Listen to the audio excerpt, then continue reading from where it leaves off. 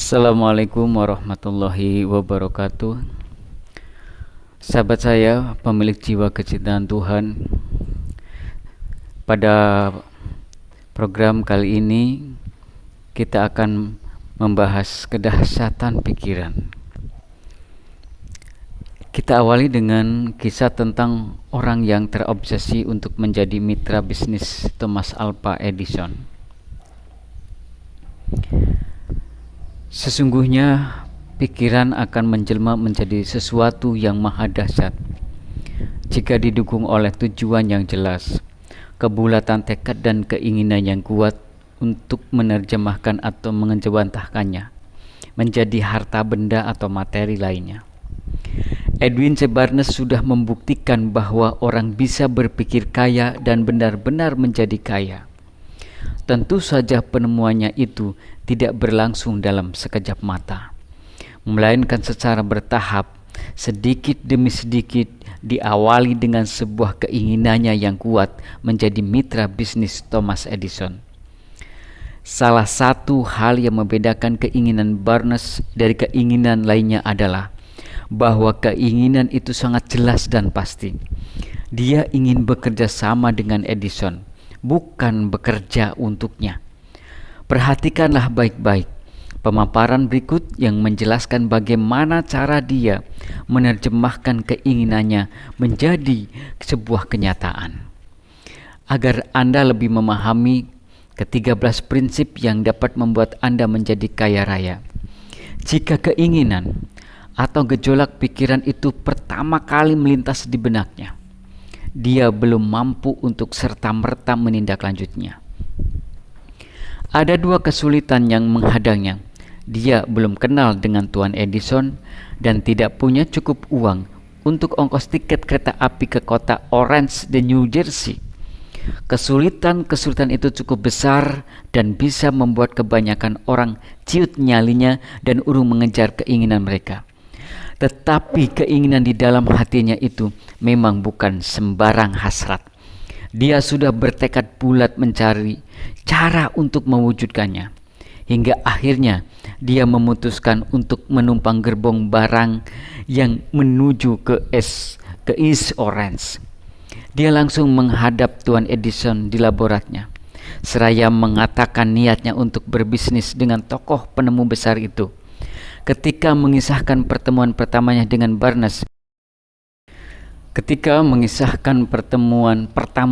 Barnes beberapa tahun sesudahnya, Tuan Edison mengatakan, dia berdiri di hadapan saya dengan penampilan yang lebih mirip seorang gembel.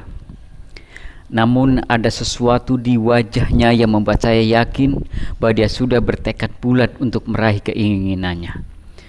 Setelah sekian lama berurusan dengan berbagai tipe manusia, saya pun paham, jika seseorang benar-benar sangat menginginkan sesuatu, sampai dia rela mempertaruhkan seluruh masa depannya, dia pasti akan menang. Saya berikan kesempatan yang dimintanya, karena saya lihat dia akan tetap bertahan sampai dia berhasil. Berbagai kejadian setelah itu membuktikan bahwa keputusan saya tak salah. Apa yang dikatakan Barnes kepada Tuan Edison saat itu tak seberapa penting dibandingkan dengan apa yang dipikirkannya. Edison sendiri mengatakan begitu. Bukan penampilan orang itu yang mendorong Edison menerima dia di kantornya, karena penampilannya benar-benar parah. Apa yang tersimpan di benaknya jauh lebih penting. Jika semuanya dapat menangkap pesan penting di balik statement ini, mungkin Anda tak perlu lagi mengikuti program-program yang saya berikan berikutnya sampai habis. Dari tatap muka pertama itu tentu saja Barnes tak langsung diangkat menjadi mitra bisnis Edison. Dia hanya diberi kesempatan bekerja di kantor Edison dengan gaji yang sangat minim dan melakukan pekerjaan yang dianggap sangat sepele oleh Edison. Tapi Barnes justru menganggapnya sangat penting. Sebab pekerjaan itu memberinya peluang untuk langsung menggelar dan menunjukkan barang dagangannya kepada calon rekan bisnisnya. Beberapa bulan berlalu, Tak nampak tanda-tanda bahwa Barnes akan mencapai tujuannya.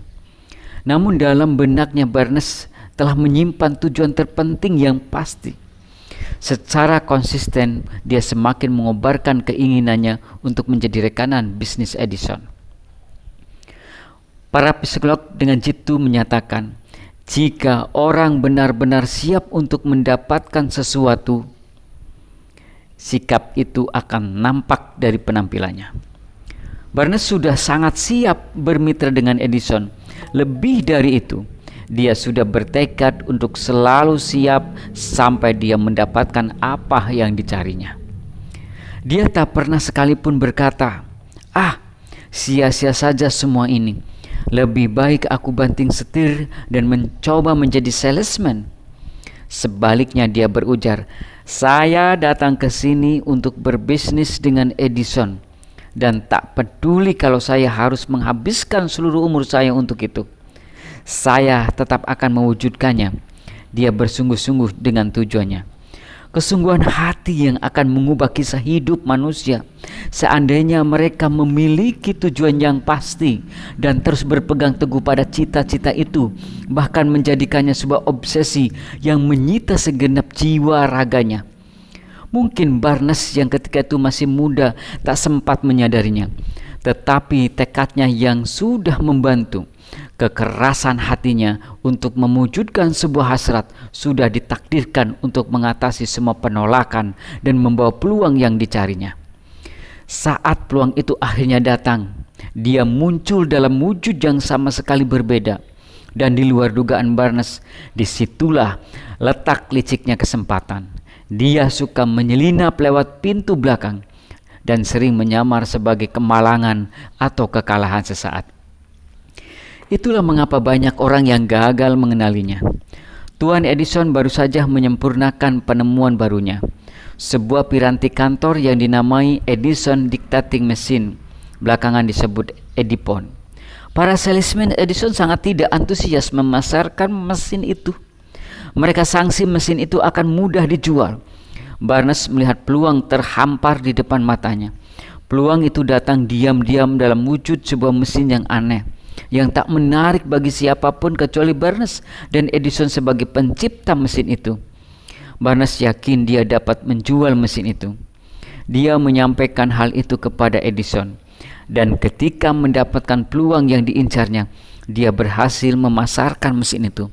Bahkan dia berhasil mencapai rekor penjualan yang spektakuler.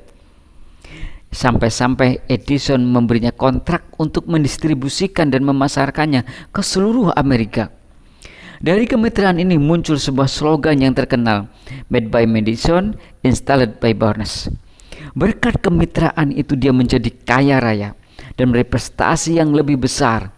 Dia berhasil membuktikan bahwa orang bisa berpikir kaya dan benar-benar kaya. Berapa banyak uang Barnes yang dihasilkan oleh keinginan yang pertama kali muncul di benaknya dulu? Saya tak pernah tahu. Mungkin dia berhasil menangguk 3 juta dolar, namun jumlah itu seberapapun besarnya tak lagi penting kalau dibandingkan dengan aset yang lebih besar yang diperolehnya dalam bentuk pengetahuan yang pasti bahwa cetusan pemikiran dapat disulap menjadi sesuatu yang berwujud nyata dengan menerapkan prinsip-prinsip yang diketahui. Secara harfiah, Barnes telah menjadi mitra bisnis Edison. Pikirannya telah menjadikan dia miliuner. Dia sama sekali tidak punya modal awal, kecuali sebuah keyakinan tentang apa yang diinginkannya, dan tekad yang bulat untuk terus memegang teguh keinginan itu sampai dia berhasil mewujudkannya. Dia tak punya uang untuk mengejar ambisinya. Bekal pendidikannya sangat minim. Dia tak punya pengaruh, namun dia mempunyai inisiatif, keyakinan dan keinginan untuk menang. Berkat dorongan dari kekuatan yang tak kasat mata itu, dia berhasil menyejajarkan dirinya dengan tokoh penemu terbesar sepanjang zaman, Edison. Sekarang mari kita lihat situasi yang berbeda tentang seseorang yang kehilangan modal sangat besar karena dia menyatakan diri menyerah. Padahal sesuatu yang dicarinya hanya berjarak 3 kaki di depan matanya. Sahabat saya, pemilik jiwa kecintaan Tuhan, salah satu faktor kegagalan yang paling umum terjadi adalah kecenderungan orang untuk menyerah ketika mengalami kekalahan. Sementara semua orang sesekali pasti pernah melakukan kesalahan ini. R.U. Darby, yang belakangan dikenal sebagai salah satu agen asuransi terbesar di Amerika, menceritakan kisah pamannya yang dengan latah ikut-ikutan mencari emas pada zaman demam emas.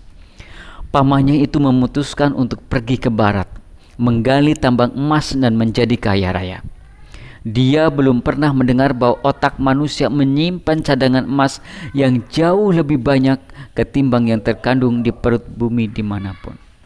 Dia mendapatkan lahan tambangnya, lalu mulai menggali dan menyekop. Dia harus bekerja membanting tulang, tapi tekadnya sudah bulat.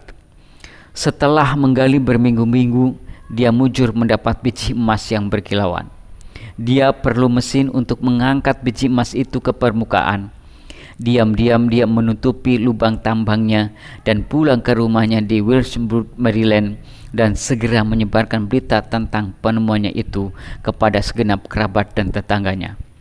Mereka bahu-membahu mengumpulkan uang yang diperlukan untuk membeli mesin penggali tambang itu dan segera mengirimkan mesin tersebut ke lahan tambang yang telah ditandanya. Darby dan sang paman segera kembali ke tambang mereka.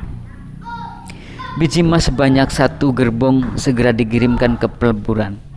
Laba yang mereka dapatkan menunjukkan bahwa mereka telah mendapatkan lokasi tambang yang paling kaya kandungan emasnya di Colorado. Hasil penjualan beberapa gerbong biji emas yang dikirimkan ke peleburan akan segera melunasi hutang mereka. Sesudah itu, mereka akan panen besar. Mesin mereka mengebor tanah semakin dalam. Harapan Darby dan sang paman melambung kian tinggi. Tetapi sesuatu telah terjadi. Lapisan tanah yang mengandung biji emas itu tiba-tiba lenyap. Mereka telah sampai ke ujung pengharapannya, dan ternyata tambang emas itu tak dapat mereka dapatkan. Mereka mengebor lebih dalam lagi dan dengan membabi buta berusaha menemukan lapisan tanah yang kaya emas, tapi sia-sia saja. Akhirnya mereka putuskan untuk berhenti. Mereka jual mesin penggalinya kepada seorang tukang loak seharga beberapa ratus dolar. Dan dengan menumpang kereta pulang ke rumah, kebanyakan tukang loak memang tumpul otaknya. Tapi tidak yang satu ini. Orang itu memanggil seorang insinyur pertambangan untuk melihat lubang yang ditinggalkan paman Darby dan dengan melakukan kalkulasi. Insinyur itu mengatakan pemilik tambang yang lama gagal mendapatkan emas karena mereka tidak mengenal apa yang disebut Paul Lines. Kalkulasinya menunjukkan bahwa lapisan yang kaya emas itu sebenarnya tinggal 3 kaki lagi jauhnya. Hanya 3 kaki dari titik keluarga Darby menghentikan mesin pembornya. Di sanalah emas itu bersembunyi. Keluarga Darby berhenti mengebor justru di titik itu. Di sanalah emas itu ditemukan. Tukang loak itu berhasil meraup jutaan dolar dari tambang tersebut. Berkat kemauannya menghubungi pakar sebelum menyatakan menyerah.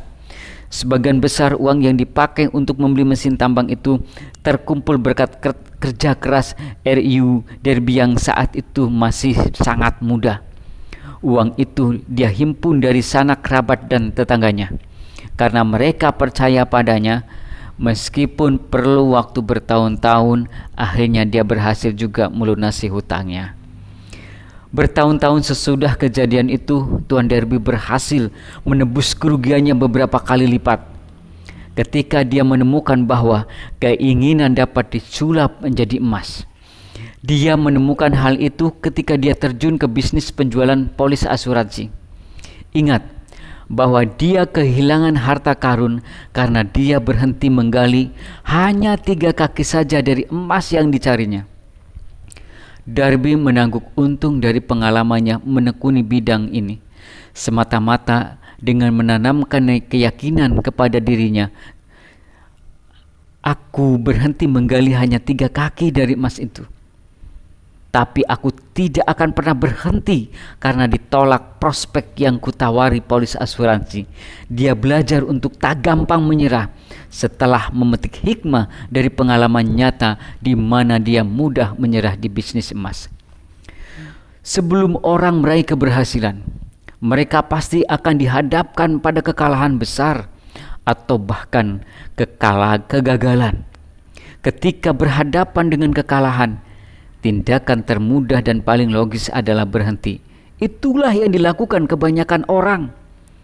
Lebih dari 500 tokoh sukses yang terkenal di negeri ini menyatakan kepada saya bahwa sukses terbesar mereka akhirnya didapatkan hanya beberapa langkah saja dari titik kegagalan semula. Kegagalan memang penipu yang culas sekaligus penuh ironi. Mereka suka menjegal kaki orang yang tinggal selangkah meraih sukses. Sahabat saya, pemilik jiwa kecintaan Tuhan dan pemilik kehidupan yang penuh kesejahteraan yang melimpah ruah.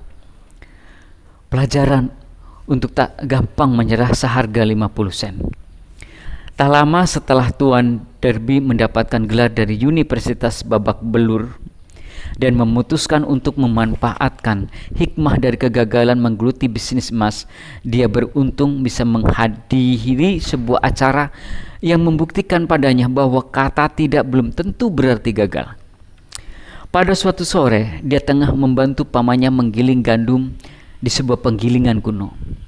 Pamannya memiliki lahan pertanian besar yang juga ditinggali oleh banyak buruh tani.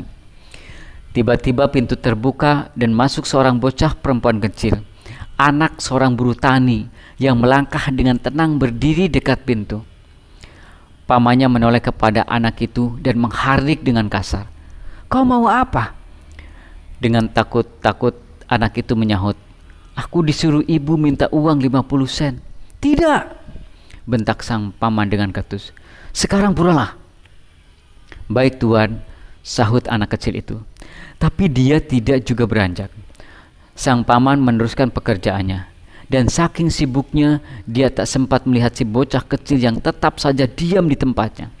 Ketika akhirnya dia melihat anak itu masih berdiri di sana, dia membentak dengan garang, "Sudah aku bilang, pulanglah, atau mau kupukul." Anak itu lagi-lagi bilang, "Iya," tapi tak selangkah pun beringsut dari tempatnya.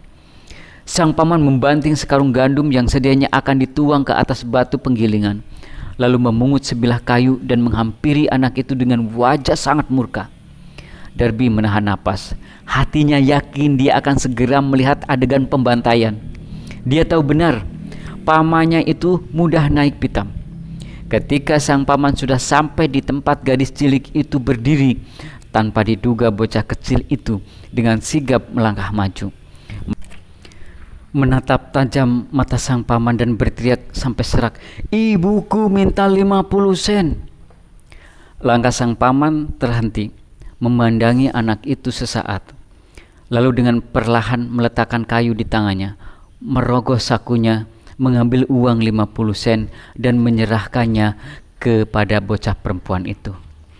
Gadis kecil itu menerima uang yang terulur padanya dan dengan perlahan-lahan melangkah mundur ke pintu, tanpa sedikit pun mengalihkan pandangannya dari lelaki tua yang baru saja dia kalahkan.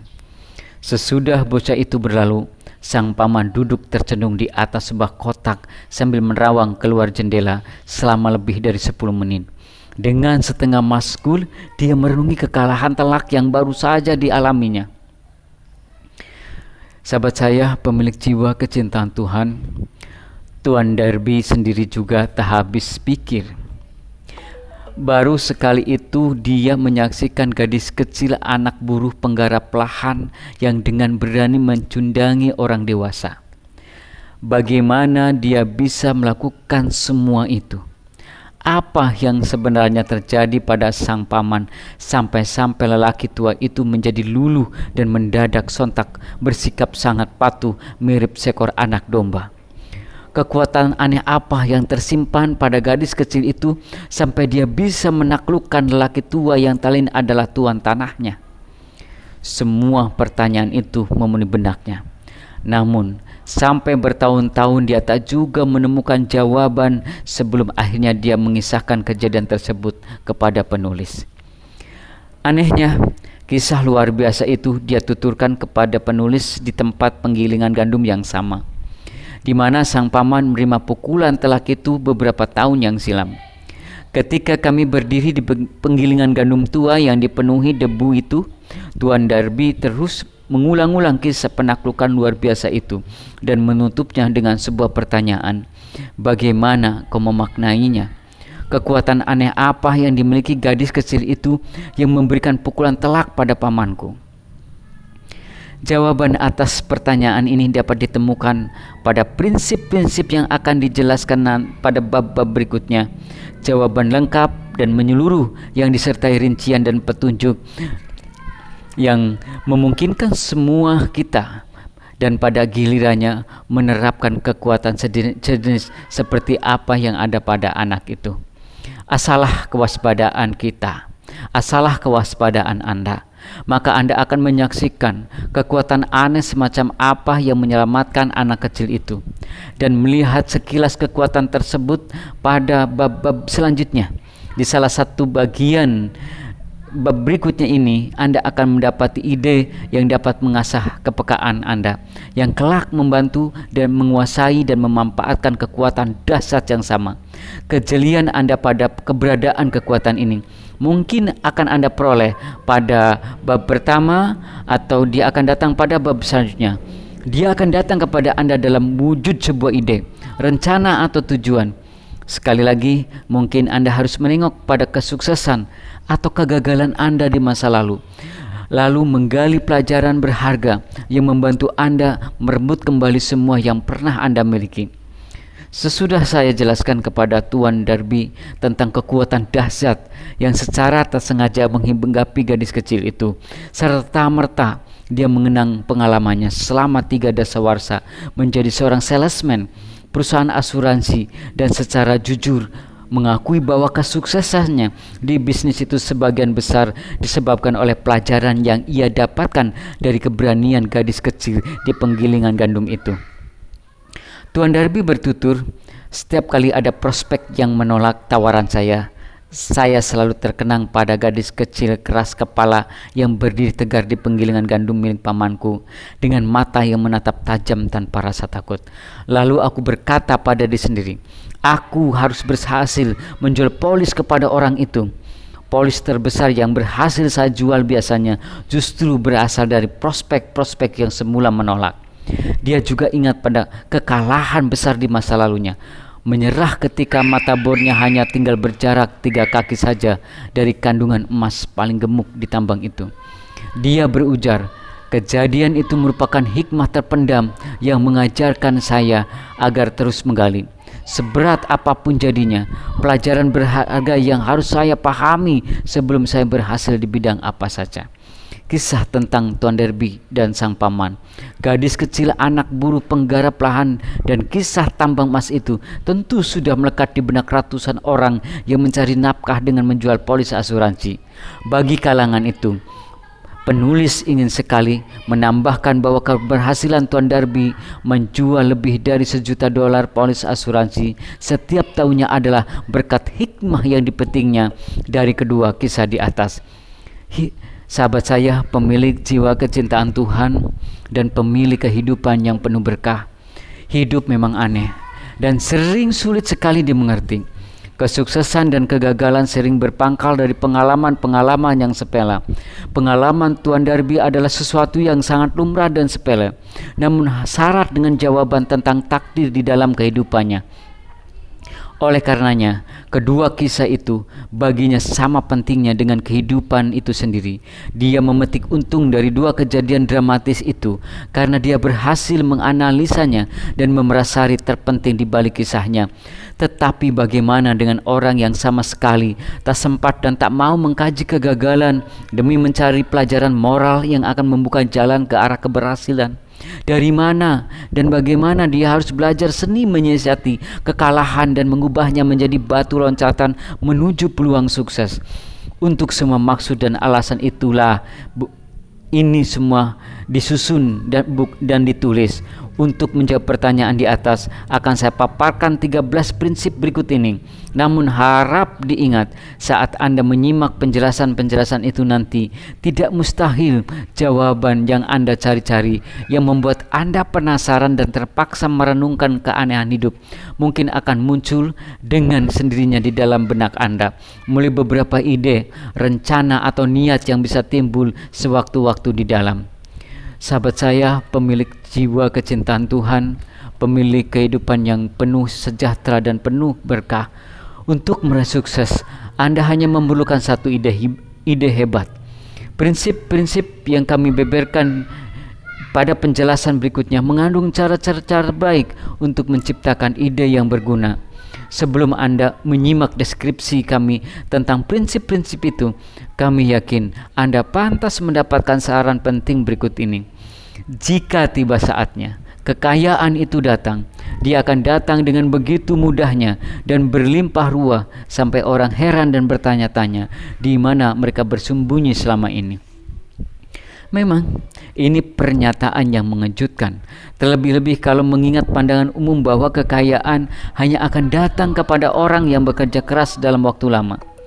Jika Anda bisa berpikir seperti orang kaya lalu benar-benar menjadi kaya, akan Anda saksikan bahwa kekayaan yang sesungguhnya berawal dari suasana hati Anda, didukung oleh tujuan yang jelas dan pasti, dengan kebulatan tekad dan sedikit atau sama sekali tanpa kerja keras.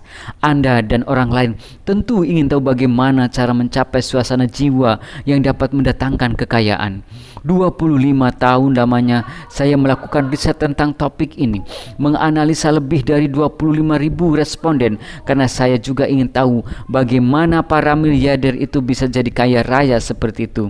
Tanpa riset itu mustahil buku ini sampai tersusun sampai ke tangan Anda.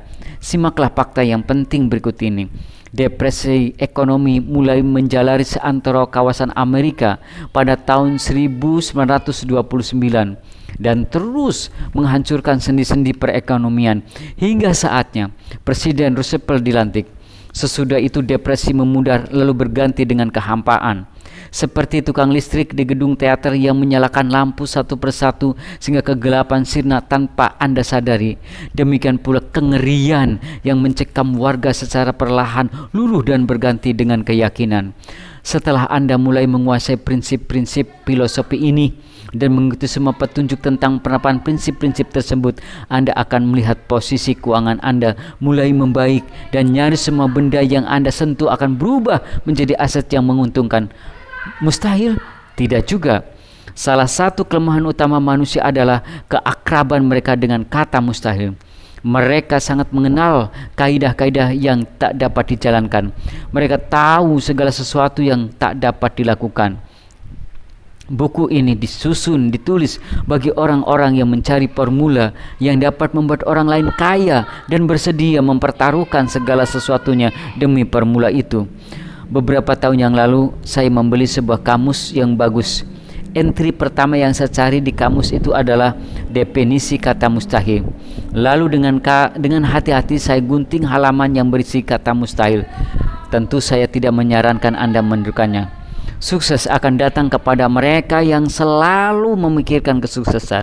Kegagalan akan menghimpaki mereka yang secara acuh tak acuh membiarkan dirinya memikirkan kegagalan. Buku ini kami susun dengan maksud untuk membantu semua orang yang mencarinya dan mempelajari seni mengubah sikap mental dari kecenderungan untuk selalu memikirkan kegagalan menjadi selalu memikirkan kesuksesan. Kelemahan lain yang menghinggapi kebanyakan orang adalah kebiasaan mengukur atau menilai segala sesuatu dan semua orang di sekitarnya berdasarkan kesan atau keyakinan pribadi. Beberapa di antara Anda yang mengikuti program ini pasti yakin bahwa mustahil orang bisa memikirkan kekayaan dan benar-benar menjadi kaya.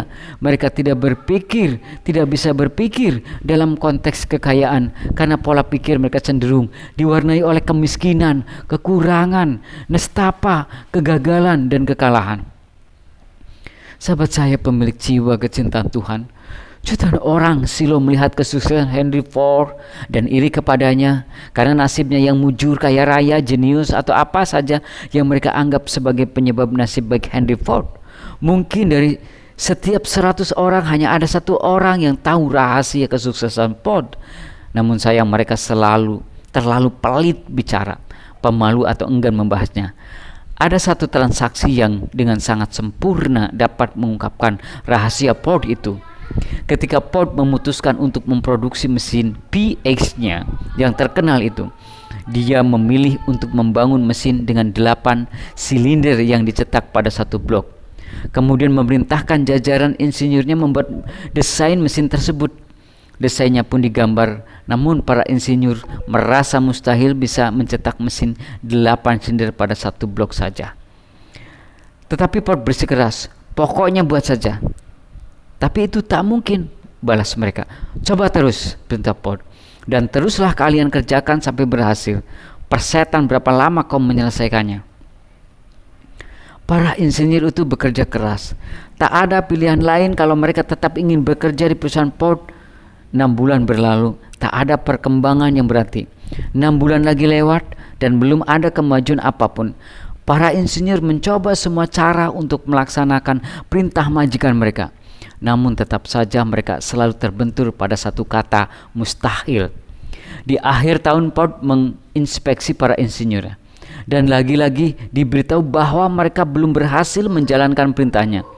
Pokoknya coba terus, tugas Ford. Kalau aku mau, kau harus mendapatkannya. Mereka terus bekerja keras.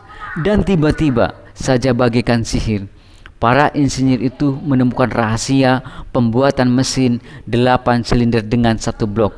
Kekerasan hati Ford lagi-lagi menang. Sahabat saya, pemilik jiwa kecintaan Tuhan dan pemilik kehidupan berkah, mungkin pemaparan kisah ini kurang mendetail, namun substansinya cukup jelas. Jika Anda berharap dapat memikirkan kekayaan dan benar-benar menjadi kaya, cobalah Anda simpulkan sendiri rahasia kesuksesan Henry Ford dalam menangguk jutaan dolar. Jika Anda melakukannya, boleh jadi Anda tak perlu mencari lebih jauh lagi. Henry Ford berhasil meraup sukses karena dia memahami dan menerapkan prinsip-prinsip kesuksesannya. Salah satu faktor terpenting adalah hasrat keinginan. Maksudnya, dia tahu benar apa yang diinginkannya. Cobalah Anda ingat-ingat kisah Ford ini, dan cobalah Anda temukan kalimat-kalimat yang mengandung rasa suksesnya yang luar biasa. Jika Anda dapat menunjukkan sekelompok prinsip yang melambungkan Henry Ford menjadi seorang multijutawan, maka Anda juga dapat menandingi kesuksesannya itu dalam bidang apapun yang Anda tekuni. Bill Gates adalah fenomena Henry Ford di penghujung abad ke-20. Sebagaimana Ford yang berhasil merevolusi industri transportasi dengan menciptakan mobil yang harganya terjangkau dan dapat dikemudikan siapa saja, Bill Gates merevolusi industri komputer. Bill mendesain perangkat lunak yang memungkinkan semua orang, bukan hanya para teknokrat, menggunakan komputer, dan akhirnya menjadikan personal komputer sebuah kebutuhan wajib bagi semua kantor, sekolah, dan rumah tangga. Terobosan ini membuat Bill Gates mendulang miliaran dolar dan menjadi orang terkaya di Amerika. Pada umur 13 tahun, dia sudah keranjingan pada komputer dan membuat berbagai program komputer. Pada tahun 1973, dia mendaftar ke Universitas Harvard dan tinggal di apartemen yang sama dengan Steve Ballmer yang sekarang menjadi CEO Microsoft. Sambil kuliah di Harvard, Gates mengembangkan salah satu versi bahasa pemrograman, yakni BASIC, untuk mikrokomputer pertama. Memasuki tahun kedua di universitas, Gates begitu terobsesi dengan mimpinya untuk membangun sebuah perusahaan perangkat lunak, sehingga dia meninggalkan Harvard dan mencurahkan segenap energinya untuk mewujudkan mimpi itu. Beberapa tahun sebelumnya, teman masa kecilnya, Paul Allen, sudah membangun perusahaan yang bernama Microsoft sebagai kendaraan untuk mewujudkan tujuan tersebut. Dipandu oleh keyakinannya bahwa komputer akan menjadi piranti yang sangat berguna di kantor dan rumah tangga, mereka mulai mengembangkan perangkat lunak untuk PC. Wawasan ke depan dan PC Gates untuk mewujudkan personal computing merupakan kunci utama keberhasilan Microsoft dan industri perangkat lunak untuk pada umumnya. Setelah mencapai sasaran utamanya, Bill Gates masih menjajaki target lainnya, yakni menciptakan program-program komputer yang semakin baik dan melakukan kerja amal setelah bersama istrinya, Melinda, dia mendirikan sebuah yayasan amal terbesar di dunia. Sahabat saya, pemilik jiwa kecintaan Tuhan dan pemilik kehidupan yang sejahtera dan keberkahan yang melimpah ruah. Jadilah penguasa takdir dan nahkoda jiwa Anda. Dengan menuliskan salah satu bait puisinya yang terkenal, I'm the master of my fate, I'm the captain of my soul. Aku penguasa takdirku, aku nahkoda jiwaku. Penyair Inggris W.C. Handy seharusnya mengatakan bahwa kita semestinya adalah penguasa takdir dan nahkoda jiwa kita. Karena kita memiliki kekuatan untuk mengendalikan pikiran. Seharusnya dia juga menunjukkan bahwa lapisan udara yang mengelilingi bola dunia ini, di mana kita bergerak dan berkiprah, merupakan energi yang bergerak dengan getaran luar biasa. Selain itu, udara berisi sebentuk kekuatan universal yang dapat menyesuaikan diri dengan pikiran di dalam benak kita dan secara alamiah menggerakkan kita untuk mengubah semua pikiran menjadi kenyataan. Kalau saja penyair itu telah mengatakan kebenaran ini, kita niscaya akan tahu mengapa kita sesungguhnya adalah penguasa takdir dan nahkoda jiwa kita. Seharusnya dia juga secara tegas menunjukkan bahwa kekuatan itu tidak membedakan pikiran yang konstruktif dan destruktif, dan dia akan mendorong kita untuk mengejawantahkan semua pikiran itu menjadi realistis. Apakah kita ingin menjadi miskin atau kaya? Seharusnya dia pun mengatakan bahwa otak kita dikelilingi oleh semacam magnet yang berasal dari pikiran-pikiran yang mendominasi benak kita. Dengan mekanisme yang rumit, magnet-magnet itu juga akan menarik semua kekuatan orang dan situasi yang selaras dengan pikiran dominan kita.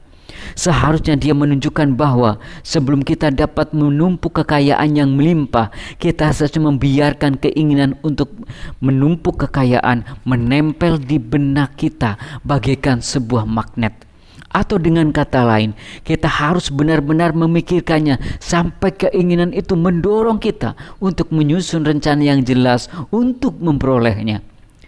Namun karena dia hanya penyair dan bukan filsuf, dia hanya bisa menyatakan sebuah kebenaran dalam sepenggal puisi dan membiarkannya pembacanya menafsirkan makna filosofis dari bait-baitnya. Namun sedikit demi sedikit, kebenaran itu terungkap juga. Sekarang nampak jelas bahwa prinsip-prinsip yang dijelaskan di dalam buku ini, dalam pembahasan ini, mengandung rahasia cara mengendalikan takdir finansial kita. Tokoh lain yang benar-benar menguasai takdirnya adalah Steven Spielberg, salah satu sutradara film terbesar sepanjang masa. Sejak kecil, dia sudah bermimpi menjadi sutradara film. Ketika kecil, dia sudah gemar membuat film-film amatiran dengan kamera primitifnya, dan mimpi itu tak pernah juga pudar dari benaknya. Keberhasilan Spielberg berhasil menembus Universal Studios, merupakan legenda tersendiri dalam dunia film. Dia sengaja mengikuti wisata ke Universal Studio, sebuah atraksi yang memungkinkan para pengunjung pengintip isi dapur studio film. Para pengunjung naik tram mengelilingi kompleks studio. Stephen diam-diam turun dari tramnya dan bersembunyi di balik dua panggung sistem efek suara sampai acara tur itu usai. Ketika dia meninggalkan kompleks studio itu, dia sengaja mengatakan beberapa patah kata kepada petugas keamanan di pintu gerbang. Setiap hari dia mendatangi studio itu selama 3 bulan. Dia melewati gardu jaga sambil melambai kepada petugas di gerbang. Dia selalu memakai setelan perlenteh dan menenteng kopor, dan petugas mengira dia seorang mahasiswa yang sedang bekerja sambilan selama liburan musim panas. Dia sengaja mengobrol dan berteman dengan beberapa sutradara, penulis skrip dan editor. Dia bahkan berhasil menemukan ruang kantor yang kosong dan menggunakannya, bahkan mendaftarkan namanya di dalam direktori bangunan itu. Dia sengaja mendekati Spielberg Scheinberg yang ketika itu merupakan kepala produksi untuk divisi televisi di studio itu. Kepadanya Stephen menunjukkan demo hasil proyek film di kampusnya yang membuat Steinberg terkesan dan mengontak pemuda itu. Film panjang pertama yang dibuatnya, The Sugarland Express, berhasil mencuri perhatian para kritisi dan memenangkan penghargaan untuk kategori cerita terbaik pada Festival Film Cannes Film pada tahun 1974. Sayang, film itu gagal memecahkan rekor box office. Kesempatan besar menghampirinya lagi setahun kemudian ketika dia membaca novel berjudul Jaws. Studio tempatnya bekerja sudah memutuskan untuk memfilmkan novel tersebut dan sudah menunjuk seorang sutradara ternama untuk membuatnya. Mati-matian Spielberg minta diberi kesempatan menyutradari film itu. Meskipun film The Sugarland Express gagal mendulang laba, rasa percaya dirinya tak pernah luntur. Dan dia terus membujuk para produser agar memberinya kesempatan menyutradari film. Ternyata proyek film Jaws bukan pekerjaan yang gampang. Sejak awal berbagai kesulitan menghadang proses produksinya, kemudian berbagai problem teknis dan pembengkakan biaya juga terjadi. Namun ketika Jaws dirilis pada bulan Juni 1975, film itu mendatangkan dua keberhasilan. Dia berhasil memecahkan rekor box office dan para kritisi menyukai filmnya dalam 1 bulan setelah dirilis. Film itu sudah mendatangkan uang 60 juta US dollar, jumlah yang amat fantastis ketika itu. Tak lama sesudah itu, film tersebut berhasil mendatangkan laba kotor hampir $500 miliar. Beberapa tahun sesudah itu, Spielberg menyutradari beberapa film, termasuk serial Indiana Jones, film The Color Purple, dan Empire of the Sun, serta E.T. yang banyak memenangkan penghargaan. Kemudian dia juga menyutradari film Jurassic Park yang menjadi film paling sukses dalam industri layar perak.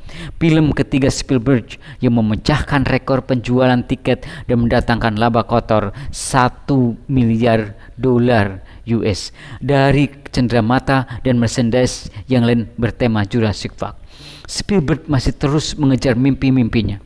Ketika dia dan dua raja film Hollywood mendirikan perusahaan rumah produksi sendiri, mereka memberinya nama DreamWorks.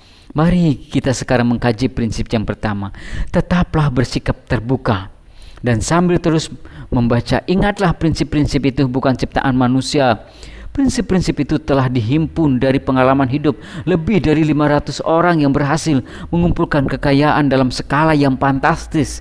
Mereka yang mula-mula miskin, minim pendidikan, tak punya pengaruh. Ke-500 orang itu berhasil menerapkan prinsip-prinsip tersebut. Anda dapat memanfaatkannya dan meraih faedah yang akan bertahan lama.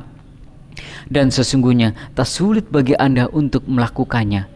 Sebelum Anda mengikuti pada bab-bab selanjutnya, ketahuilah bahwa prinsip ini menyajikan informasi faktual yang dengan mudah dapat mengubah takdir Anda, karena prinsip ini juga telah mendatangkan perubahan yang luar biasa bagi dua tokoh yang telah kami sebutkan di atas. Ketahuilah bahwa hubungan saya dengan kedua tokoh itu, atau hubungan penulis dengan kedua tokoh itu demikian eratnya, sehingga penulis merasa sangat enggan mengungkapkan fakta tentang mereka. Salah satunya adalah sahabat pribadi penulis selama 25 tahun, dan tokoh yang lain adalah anak saya sendiri. Kisah keberhasilan dua orang yang secara pribadi sangat saya kenal itu justru menunjukkan bahwa prinsip ini dapat diterapkan secara luas.